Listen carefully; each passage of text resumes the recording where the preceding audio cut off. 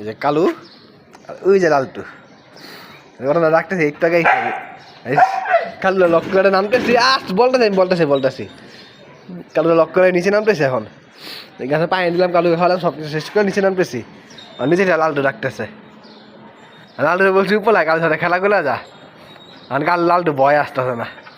ডাকতেছে যে কালু যদি কামুল দেয় না বলে আগে লালটু এসে কালুর সাথে বসে থাকতো সারাদিন শুয়ে থাকতো কালুর সাথে কালু একসাথে খেলতো কালু খাবার খাইতো কিছু করতো না রিসেন্টলি আসছে 1 বছর ধরে কালু সহ্য করতে পারে না মাঝে মাঝে খাবার দেই ও কালুর সাথে আছে মিশে না এখন আগের মতো কালু সহ্য করতে পারে না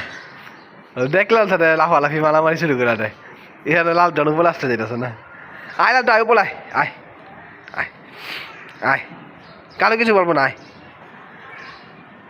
করে কালু কথা করে উপরে যায় কালু তুমি কামড়টি বলে